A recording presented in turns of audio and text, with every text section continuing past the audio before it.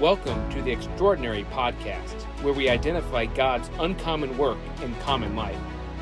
Recognizing God's work requires intentionality, but articulating it motivates and inspires. Don't forget to subscribe to never miss an episode.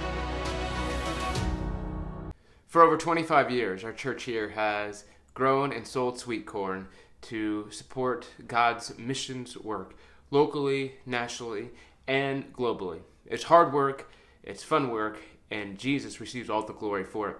So in today's episode, I have several people here in the church who've been active in the Sweetcorn ministry for several years share some more light-hearted stories about the corn, their experiences, and how Jesus has brought joy to them through this work. So let's get into these stories today.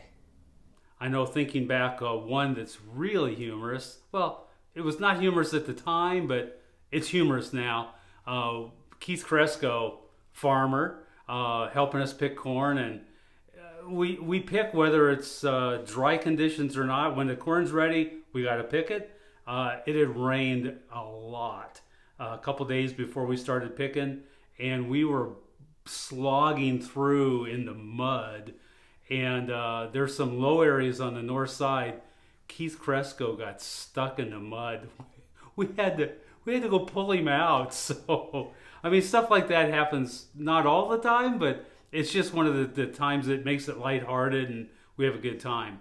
I know another incident for me personally was when I was a working guy. I'm retired now, but when I was working, I had to be at work at 7. Well, we picked from 6 to 8. And I wanted to do my fair share, so I would show up at like 4:30, 4:45, maybe 5 o'clock before anybody else was here. And just when the sun was coming up, enough that I could see what I was doing. And I literally dragged 55-gallon Rubbermaid totes through the row, and I would pick 2 of those 55-gallon totes and then bug out before anybody even showed up. And so that was kind of fun, but just doing our part. But anyway, picking the corn's a lot of fun, and we've had incidences, fun stuff with bagging it, and people saying, well, that's too many, but we're putting in 13, 14, maybe 15. I might even put 16 in if they're small. And so we try to give people a really good value, and it's all in good fun and all for a good purpose. And so we are known. In fact, just this week we handed out the Be One Kind team, handed out cards at the Little League Park. We ran the concession stand, Hannah and I and Sam Thompson and my wife Peggy. And we prepared cards to hand out for people to get a free dozen ear of corn. And it was amazing. I'd say, are you local? Because we had some out-of-town teams there. I said, are you local? And they go, oh, yeah. I said, well, how about a free bag or free dozen ears of sweet corn? And they go, you're the one on the out there on the highway? Oh, yeah, we get it there every year. So it was just like we're known for sweet corn. And so anyway, it's fun. And so this year we're going to Be One Kind is buying some corn and giving it away to some folks that we give cards to. So anyway, great project and a lot of fun times and just great volunteers. And beyond that, all of our customers, we really appreciate our customers that come back year after year after year. I can remember Jerry Smith. Jerry used to own the Brown Shoe Fit Company. He's on the board at the hospital, and he would come every year and get 30, 40 dozen and take them and just give them away to people at the hospital. So I know one year we had extra corn one day. We picked a whole lot, and we called the school district and Burlington Community Schools, and we took, I don't know, I think maybe 40 or 50 dozen to them to feed to kids in the summer feeding program. And they thought that was great. So, and I know we've taken corn to nursing homes and the fire station and the police station and just different places. So anyway, great project. I'm glad to be part of it.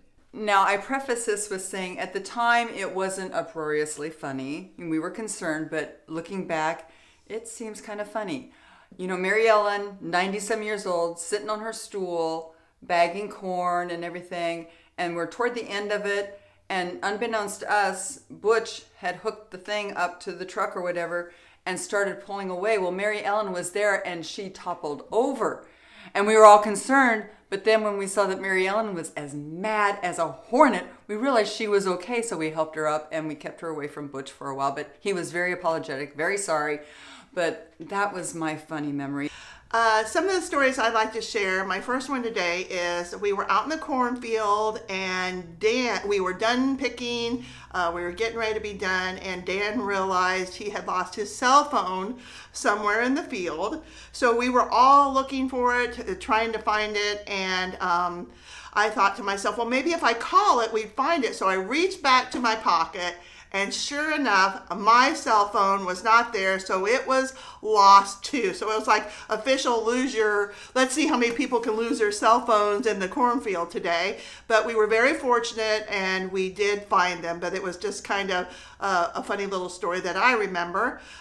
Something else that I really think is wow is how people are so impressed with our drive-through corn. I mean, they will come up and be like, I've never heard of this before. I've never had this done before. What service this is, and thank you guys so much for doing it. And we'll have people lined up clear back to the street, and we can just serve more people with doing the drive-through quicker. So they're always very thankful for that.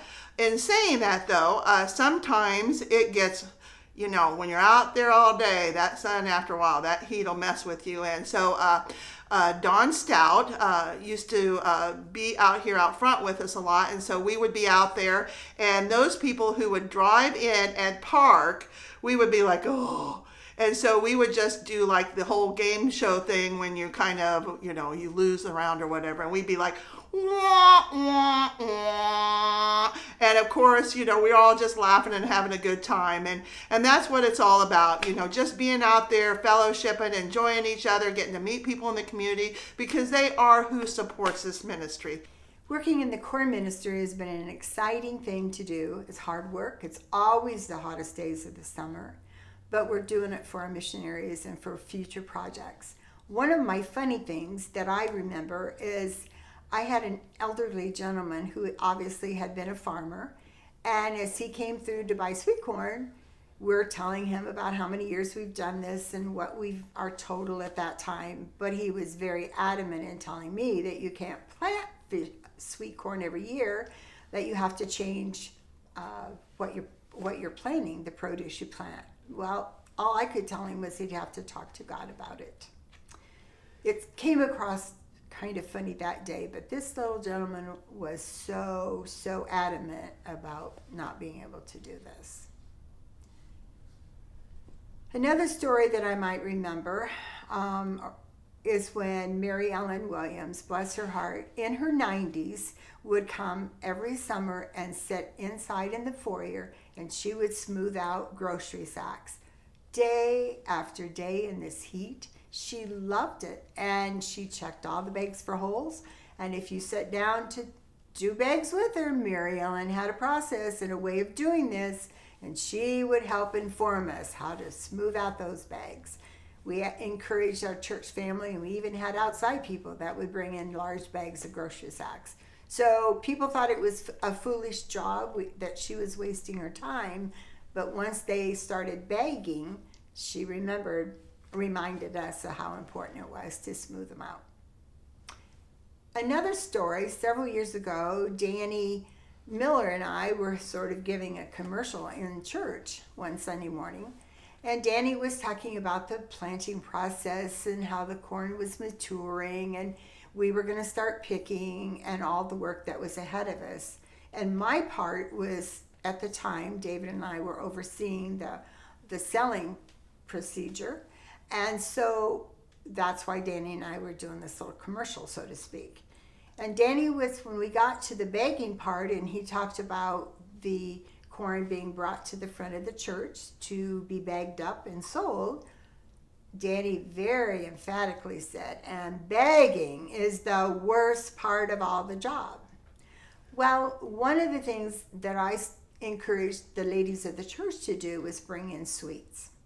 Well, let me tell you, Danny now bags corn, and he's more than overjoyed when he comes around the church building to see what treats are on the table. So it's been a great experience. We've all had fun. It's a lot of hard work, But we're doing this to help those that need us. So my first time here was in 2018, and we moved here in June, and we normally pick around middle of July. And I remember David Waterson, that first year, was out there in the hot sun in late June into July, and he was hoeing the thistles. He was there from morning to night, and he was there for maybe 3 days, working himself tired. And so he was working, trying to take care of the field, and Dan Miller comes on that third day or so and spends about 10 minutes into the field, and he goes, I'm going to call somebody to spray these weeds. And so David had spent all that time working himself tirelessly, taking care of the corn, and Dan spent 10 minutes and said, we got to do something else. So that's one of my favorite memories with corn. I was talking to Dan's sister, Karen Orton, and she was giving me a story about a guy from Texas who was here in Burlington. He didn't come to our church, but he must have heard someone talk about Burlington sweet corn. And he might have heard that it's probably the best sweet corn around at the Nazarene church that's raised here. So he wanted some, and he had driven his pickup here, and he had a swimming pool, those hard sides in the back of his pickup. So they decided that they could go pick Sunday night after church, and they did, and they filled up that swimming pool, and he put ice on it and drove it all night back to Texas. Never seen the guy before and haven't seen him since, but I'm sure he enjoyed some good sweet corn. Josh, Frank and Karen's grandson from Michigan, has been involved in the sweet corn for many years. If anybody remembers, he's had his gator here. He brought it from Michigan and pulled the wagon down the rows. And one year he had his drone. He took pictures and took a video that we have showed in church. The first time that Dan met Josh's future wife, Bree, was in the sweet corn patch 2 years ago. And then she and Josh came with Karen and helped us do sweet corn last year. They will be back this year. They'll be here next week to also help with the sweet corn. One of the things that Josh remembers, as well as several of the other Orton grandkids, was sleeping in their basement and Grandpa Frank coming and waking them up very early in the morning so they could go help pick sweet corn. And they did. Another thing that Josh remembers, and Karen was telling me a little bit about, was Josh and Jack McCoy giving Becky a very hard time, and they would always holler, see who could holler the loudest. Bucket, Becky, Becky, bucket. Some of my favorite moments in the cornfield and what the cornfield is brought, one of the things I really think is funny, and I laugh because of the kids that carry the buckets. We holler bucket, bucket, and the kids will holler on our way, and somebody else will holler bucket, and the kids kind of grumble sometimes because carrying them buckets are not necessarily easy. They're heavy, they're full of corn, they're 5-gallon buckets, and but the kids really work hard, and it's kind of funny, and it's just the bucket thing. The other thing that I think that comes out of the cornfield, not necessarily in the cornfield, that is one of my favorite things, is the fellowship. It is a favorite thing. I love fellowship. We talk with one another. We have fun with one another. The mission trips that benefit from the cornfield. I can remember one time being over in Trinidad, and there's like this 60-degree hill thereabouts. And there's a lady that went with us, Karen Orton, or we went with her. And we were walking up the hill one day, and I was like, come on, Karen, let's race. And she's old enough to be my mom, and but she beat me. Not only did she beat me, but I pulled a muscle, and so for a day or two I was limping. Another time was we were in Native America Christian Academy, NACA, in Arizona, and Joni went to take out the trash. And we were told during our orientation that at night we had to be careful about snakes, specifically rattlesnakes. So as she's out there taking out the trash, all of a sudden she hears a type thing. And I don't know if you heard that, but anyway, it kind of sounded like a rattlesnake. So she kind of got spooked, and on the way back, she kind of looked around to see if she saw a snake, but then I think she either saw like a door or something that just was creaking. And it was kind of funny because she shared that moment and we all laughed. And it's just the fellowship of what comes out of the cornfield, even on the mission trips. Okay, well, hey, it's been it'll be 26 years now that we've been doing this. And I think I've been involved in some form or another every year. And it's been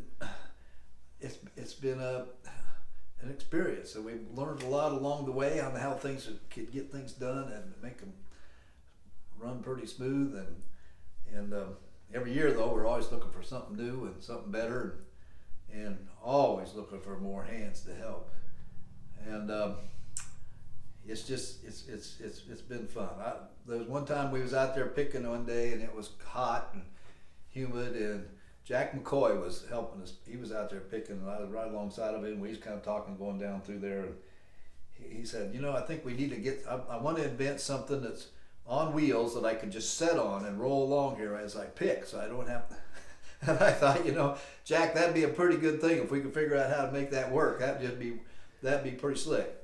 But so far, nobody's come up with an invention like that actually works. And so we're still looking for people that can pick, and we're looking for people that can carry, and for people that can bag, and people that can sweep up after we're done. And it takes a lot of hands to get her done.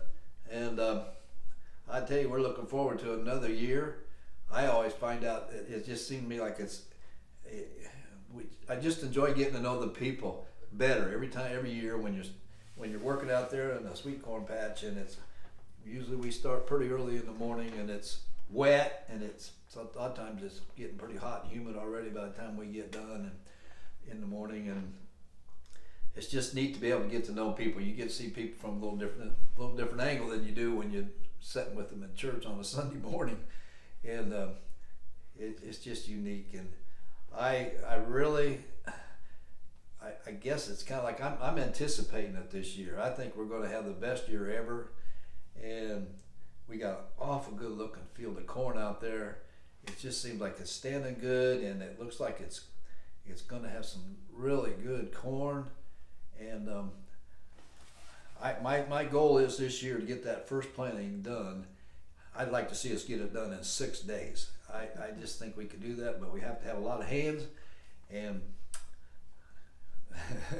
because it don't seem like we don't have any trouble selling it. People are so good about buying and supporting our project here, and people in our community are really good people. And so anyway, I'm looking forward to it. I'm getting excited about it. I'll tell you what, I'm just about to get blessed just thinking about it.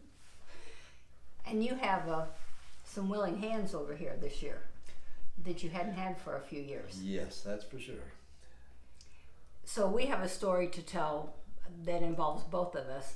And there were quite a few years that I wasn't able to help with the sweet corn. I had helped from the very beginning, and I can pick corn and bag and sell and whatever is needed. And it would get pretty hot out there in that cornfield. But last year, July 13th, God met me in a very real way, and I have what we call my epiphany. I hadn't been able to help with the sweet corn for quite a few years. And God restored me in a way that was absolutely miraculous. When Dan came in the house that evening, it was Wednesday, July 13th. He knew something had happened, but I wasn't quite ready to share with him yet. And I got up the next morning. He had already left. He was here early to help pick sweet corn, and I had an eye appointment in Fort Madison, and so I thought, well, maybe I can drive. I hadn't driven for years, and I thought maybe I can with the Lord's help, and so I did. And when he got home, he was sitting outside, and I called him, and he asked what was for lunch. And I said, oh, I'll be home in about 20 minutes. He thought the neighbor had taken me to my appointment. And then he walked into the garage. And the car was gone. And I had just been talking to Kathy Clark and probably a few other people up here this morning, the morning when we was picking corn. And I just said, I think she's doing better. She seems to be a little bit more herself. And I said, if I could just get her to drive. I mean, I just have to take her everywhere all the time. But if I could just get her to drive, I thought, man, we might kind of be able to get back to normal. And in the process, while I was talking to Kathy about it, she was doing that very thing. And it was just like, I tell you what, when the Lord works, He really works. He gets the job done. It's exciting. It is exciting. He gets the job done. Whether it's restoration in our personal lives or whether it's protecting that sweet corn from hail and damaging winds, God always provides. Yeah, that was, and also I guess I could talk about another, I have a high school friend, girl I went to school with in high school. And last year sometime, it wasn't really during sweet corn season, it was later, sometime probably, maybe like in the winter. Anyway, she lives out in California, the San Diego area, and she calls me up when on the phone and she goes, Danny, I just heard your voice on the radio. And she apparently was listening to a K-Love station, because I'm sure that was probably the station that was on. But anyway, and she was talking about the sweet corn, and they was interviewing you and you and our pastor. And she goes, I just was flabbergasted to hear one of my old high school friends clear out here in California being interviewed on the radio. And so the word kind of getting around that we got a pretty good product here in Burlington, Iowa, and it's all for the glory of God. And the same thing happened from Tennessee. Janet Anisi had the radio on and she heard your voice and she said, I know that voice. And sure enough, it was you. Yep, so that was our claim to fame there. I might have had 15 seconds there or something. I don't know how long it was. But anyway, I thought, wow, that's pretty cool. This farm boy don't get too much fame. But we enjoy doing it for the Lord. It's a ministry that we can do, and like Dan said earlier, it's great to work with the people that we work with and to see people come in and repeat customers, and they're always looking forward to that sweet corn from Burlington Nazarene Church. Thank you for joining us for this podcast. Be on the lookout for how God does uncommon work in common life, and please subscribe to never miss an episode.